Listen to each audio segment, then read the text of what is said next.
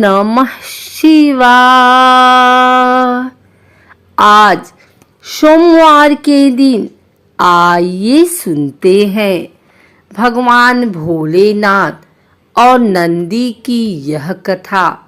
भोले की कृपा के लिए क्या देवी देवता तो क्या राक्षस वह अपनी शरण में आए सभी श्रद्धालुओं पर न केवल कृपा करते हैं बल्कि उन्हें मनोवांछित फल भी प्रदान करते हैं।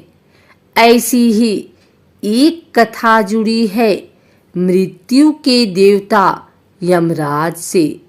जब उन्होंने भोलेनाथ को यूं ही बिना किसी वाहन के भ्रमण करते देखा तो उनके मन में एक इच्छा जागृत हुई।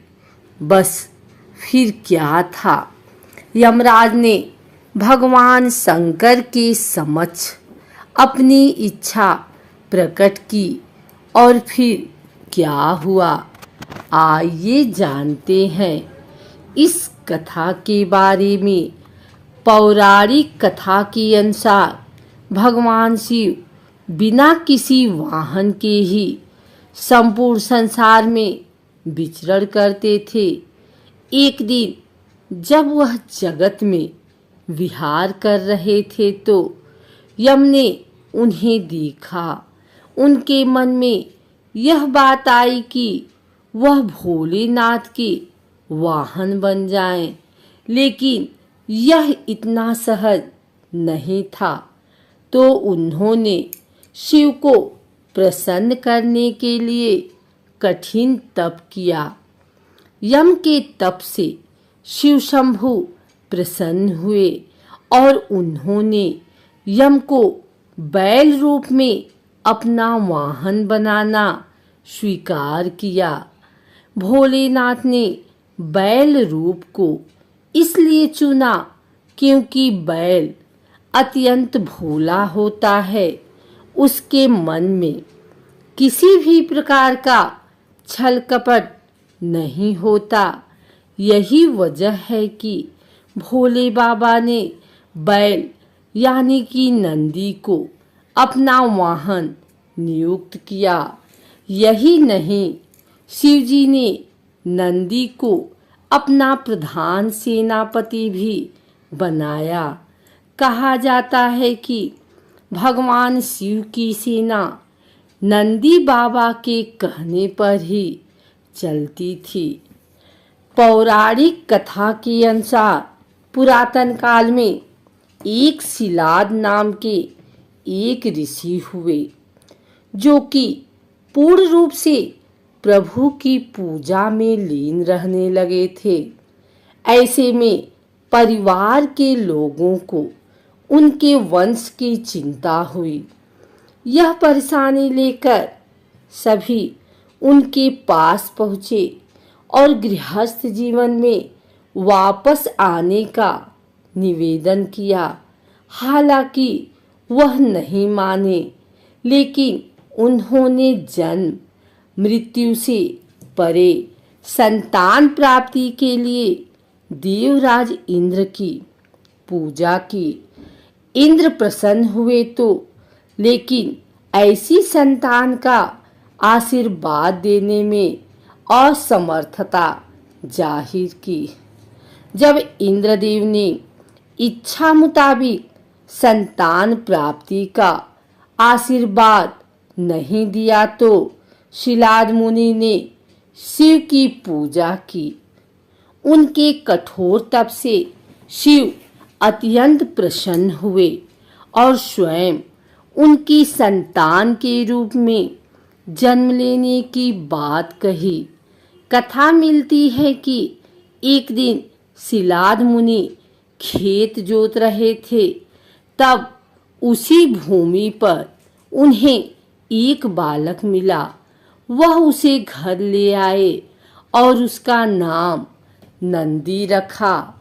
भगवान भोलेनाथ ने मित्र और वरुण नाम के दो मुनियों को नंदी के पास भेजा। उन्होंने नंदी को बताया कि वह अल्पायु है।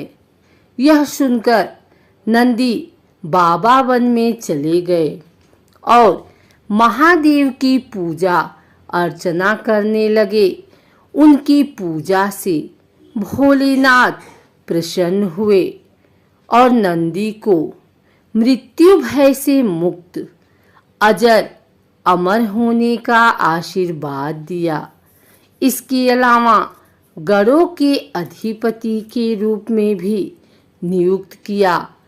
कथा मिलती है कि जब असुरों और देवताओं के बीच समुद्र मंथन चल रहा था और उसमें से विष निकला था तो उसे शिव ने धारण किया था, लेकिन विषपान के दौरान कुछ बूंदें जमीन पर गिर गई थी और उन्हें नंदी ने अपनी जीभ से चाट लिया था।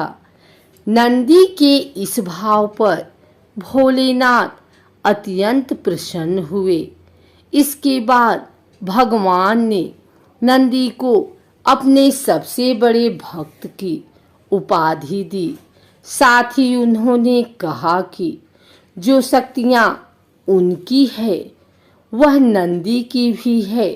भोलेनाथ की कृपा पाने को ज्ञान स्वरूप तप और विष की बूंदे को चाटने की पवित्रता नंदी बाबा की महिमा को और भी बढ़ा देती है।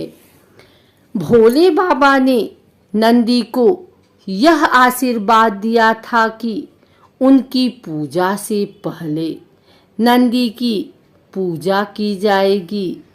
यही वजह है कि हर शिवालय में नंदी बाबा की मूर्ति जरूर होती है। यही नहीं, यह भी मान्यता है कि यदि आपको भोलेनाथ से कुछ मांगना है और आपने नंदी बाबा के कानों में सच्ची श्रद्धा, पवित्रता और अटूट निष्ठा से अपनी बात को कह दी तो वह भोलेनाथ तक जरूर अर्जी पहुंचा देते हैं।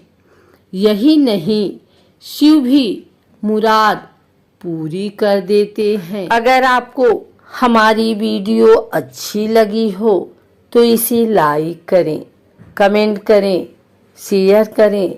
हमारे चैनल भक्ति गाथा को सब्सक्राइब करके बेल नोटिफिकेशन ऑल पर सेट कर लें ताकि आगे आने वाली वीडियो सबसे पहले आप तक पहुंच सके। धन्यवाद।